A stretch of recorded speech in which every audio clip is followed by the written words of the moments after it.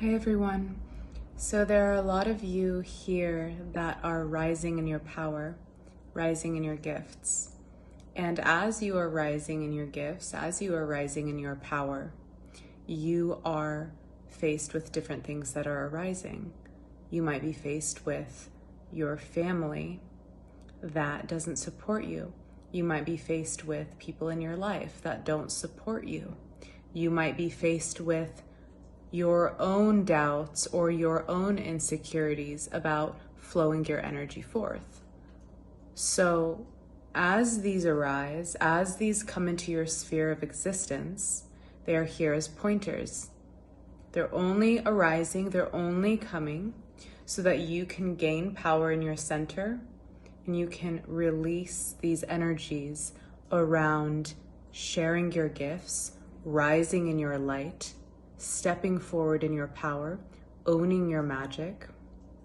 Many of you here are witches, wizards, magicians, wielding your sword, and you are learning how to navigate these waters also as a #1 supporter of your very own self. So this is a very, very positive thing to be your #1 supporter. Your #1 supporter, because you are in alignment, in attunement, in your own vibrational frequency, in your own connection to source. In this space, those who oppose you or those who praise you lift you up. It is all part of the dance. Right? It's all part of this dance. Of course, it's going to feel better, the positive engagements, rather than the negative ones. But both of them are creating this dance within you, which is aligning you to your true power, aligning you to being confident in yourself, to sharing your gifts, to aligning with who you really are. So you can allow yourself to observe these energies dancing in your field. For many starseeds, there is conflict within the family. I myself too have had to disconnect from my family in order for me to continue sharing my gifts. So I completely understand in this regard, But when these sorts of things arise for you, they're coming to empower you and to show you what is important to you. So how important are your gifts and allowing those to flow forth through you? How important are they for you to continue standing in your light, for you to continue sharing your gifts, for you to continue your exploration? Because some of you are in this, right? We're all in different spaces of our exploration, okay? But wherever you are on your path, it is all unveiling, it is all unfolding what is truly important for you. So as opposition comes in, or if it does for you, you're being asked to check in. You're being asked to check in. What is important for you? What is important for you? What do you value? What do you cherish? Okay, so you're strengthening, you're coming home into your being, you're strengthening within your power of presence, you're resting in your being, and you are allowing, if there's decisions that you have to make, to separate from these energies, seeing what you no longer need within your experience or what you prefer to have, right? Inviting in new energies. Then all of these are opportunities for you to open your heart, for you to tune into what is important for you and how much you value your gifts and offering those gifts to the world, no matter who says anything about them at all whatsoever. This is about you connecting to the truth of your being and you allowing the truth of your being to flow forward, unhindered and free within your being, in your bliss, in your joy, in your ecstasy, in who you really are. Right? So you're the one, no matter what is arising through any relationships. It could be a relationship through a partner, it could be a relationship through family, it could be a relationship through friends. But if you're not feeling that connection, it's only pointing you to come back home and to tune in. What do you value? What do you cherish?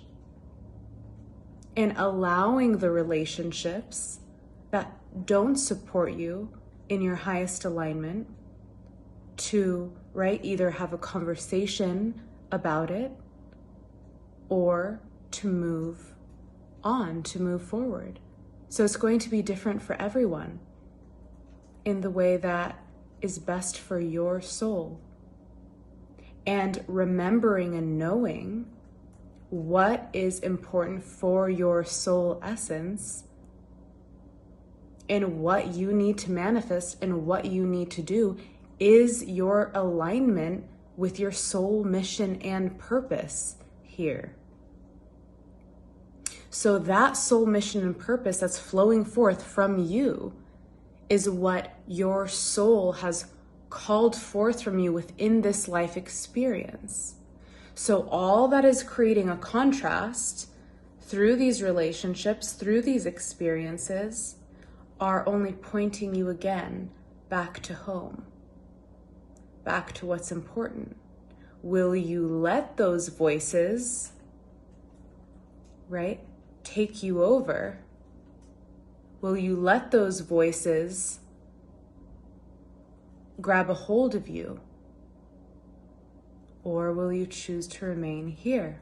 Will you choose to remain in your heart, in your truth, and allow your gifts to be shared? Allow them to flow forth through you. What will be more painful? What would be more painful?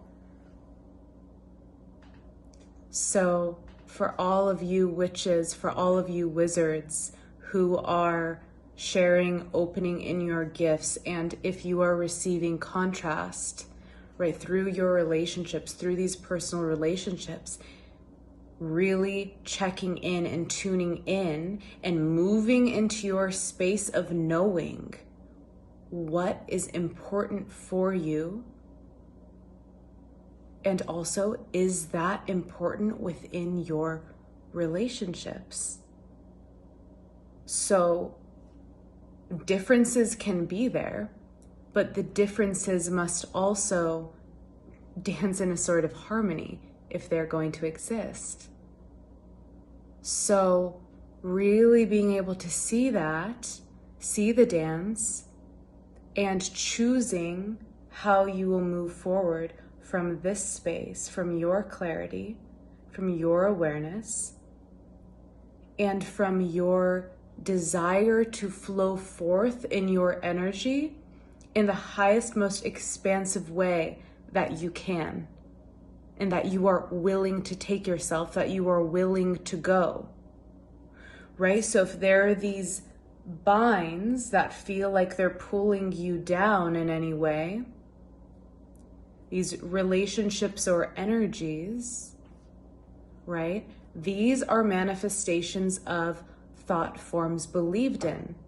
They're only existing within the experience because there is still a connection, a thread that is connected to empower those thoughts into reality, which manifests physically as another human being, oftentimes very close to you. So what the universe is presenting in a way is the outward manifestation of a thought form, of a belief, of a vibration that's still active within your being. So as you can identify that, as you can identify what that is, you bring your power back to presence. You bring your power back to your being, and you are now not feeding that dragon. You are now becoming the dragon itself, and you are abiding in your power, and you are not being swayed by the voices of those outer manifestations. So you empower your being. You empower your presence. You lift yourself up by being in the space of your number one support. In that space, you're not holding on to those negative energies that are pulling downwards. You are rising in your light. You are rising in your experience. So when those relationships are coming, dancing into your experience, you are observing, first observing, identifying where these mind patterns are coming from within these relationships. Where are they coming from? Are they coming from source, or are they coming from judgment and fear? Right. There's only two categories here. It makes everything simple. Are they coming from judgment and fear, or are they coming from presence? So you can see, okay, these relationships are formed through fear. Holy smokes. These relationships are formed through fear. Or, oh, these relationships are formed through such a beautiful love and heart connection. Okay, it's very easy to identify. So once you start seeing that, you start seeing where you created your internal connection to that vibration and why it's still been active within your field, why it's still been active within your field. So from there, what do?